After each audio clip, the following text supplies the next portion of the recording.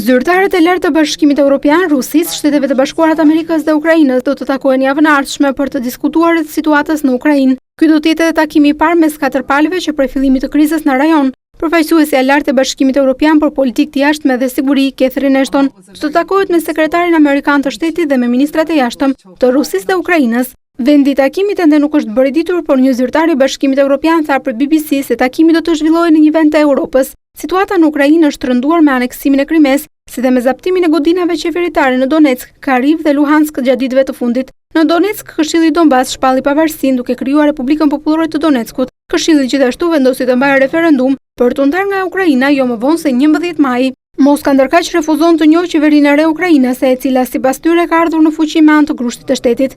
Ditën e martë, NATO paralajmëroi Rusinë se ndërhyrja në Ukrainë do të ishte një gabim historik, i cili do të sillte pasoja të rënda. Sekretari i përgjithshëm i NATO-s Rasmussen i kërkoi Rusisë të tërheqë trupat e saj nga kufiri lindor me Ukrainën, por sipas presidentit rus Vladimir Putin, Rusia thjesht po mbron interesat e rusfolësve, pasi nuk ka si qëllim pushtimin e Ukrainës.